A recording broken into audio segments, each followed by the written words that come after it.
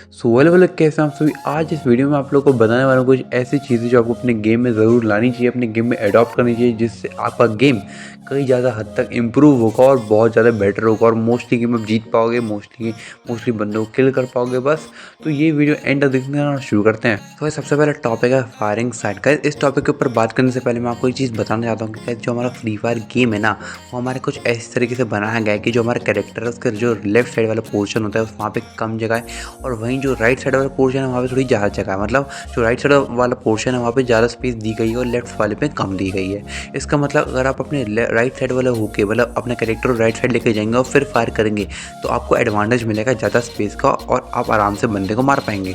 अब हमें क्या करना है, हमें इस बात का फ़ायदा उठाना है। कैसे, वो मैं आपको बताता हूँ। देखो, आपको क्या करना है, जब भी फॉर एग्जांपल लेके समझते, जब भी आप शॉर्ट रेंज फाइटिंग में हो ना, फॉर एग्जांपल समझ लो आप भी कवर में हो, फॉर एग्जांपल आप ग्लू वॉल के कवर में हो, बंदा भी सामने है वो भी ग्लू वॉल के कवर में है, तो आप जब भी उसके पास जाओ रश मारने के लिए तो आपको हमेशा उसके ग्लू वॉल के लेफ्ट साइड वाले जगह जाना है रश मारने के लिए। ठीक है, फॉर एग्जाम्पल जैसे कि आप भाग रहे हो और ग्लू वॉल लगा रहे हो, तो कहाँ ग्लू वॉल लगाना है, उस बंदे के अपोनेंट के ग्लू वॉल के लेफ्ट वाली साइड पर ग्लू वॉल लगाना है, ताकि उस बंदे को लेफ्ट साइड से अपने लेफ्ट साइड से लेनी पड़ेगी फाइट, जिससे क्या होगा, उसको कम स्पेस मिलेगी फाइट लेते वक्त, जिससे उसको डिसएडवांटेज होगा और फिर जीतने के चांस कम हो जाएंगे। वहीं अगर उसका लेफ्ट साइड है तो आप अपोजिट साइड में खड़े हो तो आपका राइट साइड होगा, वहीं आपको ज़्यादा पोजीशन मिलेगी, आपको ज़्यादा जगह मिलेगी फाइट लेने के, इसलिए आपको आपके जीतने के चांसेस बढ़ जाएंगे। इन शॉर्ट मैं ये कहना चाहता हूँ, जब भी आप शॉर्ट रेंज फाइट ले रहे हो, आप रश मारो, ग्लू वॉल लगा के रश मारो, तो आपको क्या करना है, हमेशा बंदे के लेफ्ट साइड पे जाना है। ठीक है, बंदे के ग्लू वॉल के लेफ्ट साइड पे जाना है या फिर बंदे के लेफ्ट साइड पे रश मारना है, जिससे उसको कम स्पेस मिले लड़ने के लिए और आपको ज़्यादा और आपको एडवांटेज मिले और आप जीत जाओ। ठीक है, आई होप कि आपको समझ आ गई होगी। और नेक्स्ट स्टेप पे बढ़ते हैं। भाई दूसरा टॉपिक हमारा शॉर्ट टाइम फायर। ठीक है, इसमें देखो क्या है, देखो सबसे पहले मैं गलती बता दूँ जो बहुत बंदे क्या करते हैं। देखो बहुत बंदे क्या करते हैं, अगर देखो एग्जांपल के समझते हैं ये भी, अगर कोई बंदा ओपोनेंट भाग रहा होगा तो बहुत बंदे क्या करेंगे, उसके ऊपर फायर करना शुरू कर देंगे, जो बिल्कुल सही है, लेकिन वो क्या करते हैं, फायर करते रहते हैं। और गाइस इसकी वजह से क्या होता है, उनका जो एम होता है, उनकी गन का जो एम होता है वो इतना बड़ा हो जाता है कि जो गोलियाँ होती है इधर उधर जाने लगती हैं, बंदों पर नहीं लगती हैं। ठीक है, इस वजह से दो डिसएडवांटेज उनको फेस करने पड़ते हैं। पहला कि उनकी गोलियां खत्म होने लगती है, दूसरा ना बंदे को डैमेज पड़ता और गोलियां भी खत्म होने लगती है। ये दो डिसएडवांटेज होते हैं। लेकिन गाइस अब आपको इसको सुधारना कैसे है, देखो आपको कभी भी लॉन्ग टाइम फायर नहीं करनी है। देखो मैं यहाँ पे रेंज की बात नहीं कर रहा हूँ, मैं टाइम की बात कर रहा हूँ। आपको लगातार फायर करते रहनी ऐसा नहीं है। ठीक है, आपको ऐसा नहीं करना है। आपको क्या करना है, जैसे देखो अगर आप बंदा भाग रहा है, आप फायर कर रहे हो, आपको लग रहा है कि बंदे को गोली नहीं लग रही, तो आपको रुक जाए और सिटअप लेके दोबारा फायर करनी शुरू करनी है। ठीक है, इससे क्या होगा, बंदे को थोड़ा मतलब जो हमारा एम है वो बड़ा भी नहीं होगा और एम हमेशा छोटा रहेगा, जिससे क्या होता है, बंदे को गोलियां लगेंगी और वो मर जाएगा। इससे हमारी गोलियां भी वेस्ट नहीं होगी और गोलियां जो यूज़ होंगी, जो हम बंदे को मारने में यूज़ करेंगे, वो सही जगह यूज़ होंगी बंदे को मारने में। ठीक है, ऐसे वेस्ट नहीं होगी। जिससे क्या होता है, देखो बहुत बंदे ये करते, जो मैंने आपको बताया कि लॉन्ग टाइम तक फायर करते, जो बहुत गलत है, उनसे उनकी गोलियां वेस्ट होती है। इन शॉर्ट में ये कहना चाहता हूँ कि आपको लॉन्ग टाइम तक फायर नहीं करना है, जबकि शॉर्ट टाइम तक फायर करना है। आई होप कि आप समझ गए होगे। अब नेक्स्ट स्टेप पे बढ़ते हैं। तीसरा टॉपिक आपको जिस पे ध्यान देना चाहिए वो हमारा एम। गाइस बहुत बंदे क्या करते हैं, जब भी भागते हैं तो क्या करते हैं, उनका जो एम होता है वो ग्राउंड पे होता है, ग्राउंड की तरफ होता है। ठीक है, एम जो नीचे करके भागते हैं, ठीक है, वो उनकी सबसे बड़ी गलती होती है। और इसका डिसएडवांटेज भी मैं बता देता हूँ। देखो जब भी हम फाइट लेते हैं तो डिफ़ॉल्ट की वजह से जो बंदे के ऊपर बॉडी होती है, बॉडी के ऊपर एम चिपक जाता है। ठीक है, अब उनका एम भी नीचे होता है, तो जिस वजह से उनका जो एम होता है बॉडी पे चिपक जाता है और बॉडी पे गोली लगती है और हेड नहीं लगते।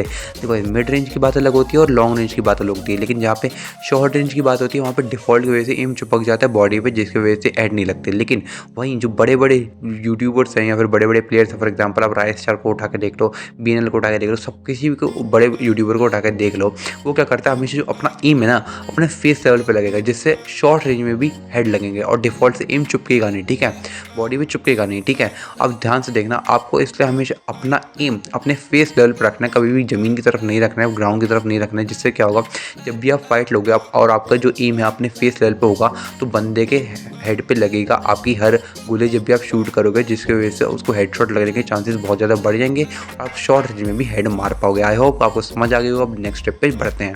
गाइस आखिरी और सबसे ज़्यादा इम्पोर्टेंट है जो आपको अपने गेम में फोकस करना है और इसको अडॉप्ट करना है अपने गेम में, वो है पोजीशन। गाइस ये जो टिप है ना वो भाई लोग मतलब 1v4 1v3 सबसे ज़्यादा काम आने वाली है। देखो आपको क्या करना है, जब भी आप फाइट लोगे, देखो आप कवर में हो, ठीक है, आपने किसी बंदे को मारा, फायर करा, तो आपको फायर करने के बाद हमेशा अपनी पोजीशन चेंज करनी है ताकि आपकी पोजीशन बंदा आइडेंटिफाई नहीं कर पाए। अगर आप अपनी पोजीशन चेंज नहीं करोगे ना, बहुत से बंदे क्या करते हैं, फायर करते हैं और उसी पोजीशन में खड़े रहते हैं, जिससे अपोनेंट होता है उसको हमारी पोजीशन पता चल जाती है और वो आता है मार के चले जाता है। ठीक है, 1v4 में क्या होता है कि हम किसी एक बंदे को नॉक करते हैं, उन 3 बंदों को बाकी हमारी पोजीशन पता चल जाती है और बहुत से बंदे वहीं खड़े रहते हैं, जिस वजह से वो 3 बंदे उधर आके मार देते हैं। ठीक है, तो आपको ऐसा नहीं करना है, आपको हमेशा 1v4 हो 1v3 हो, आपको किसी बंदे को मारना है, नॉक करना है और हमेशा अपनी पोजीशन चेंज करनी है। हम कभी भी उस एक पोजीशन पे नहीं रहना है, जिससे वो जो पूरी स्क्वाड होगी वो आपकी पोजीशन आइडेंटिफाई नहीं कर पाएगी, आपको पकड़ नहीं पाएगी और आप धीरे धीरे करके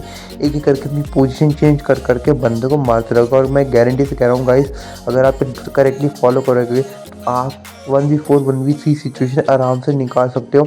और जितने भी यूट्यूबर्स हैं आप देखना 1v4 और 1v3 सिचुएशन में कभी एक पोजीशन में नहीं रहते हैं, हमेशा अपनी पोजीशन जो है फायर करने के बाद चेंज करते हैं। तो आप भी इस चीज़ को अपने गेम में अडॉप्ट करो, जिससे आपका गेम बाकी हद तक काफ़ी हद तक इम्प्रूव होगा।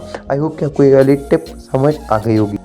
सो गाइस यहाँ पे वीडियो का एंड होता है और गाइस आई होप आपको सब कुछ समझ आ गया होगा, कुछ ना कुछ आपको नया सीखने को ज़रूर मिला हो इस वीडियो से। और गाइस जो जो मैंने बताया वो आप ज़रूर अपने गेम में अडॉप्ट करें, अपने गेम में लाएं और उन चीज़ों पर फोकस करें। और गाइस अगर आपने वीडियो यहाँ तक देखी तो उसका बहुत बहुत शुक्रिया।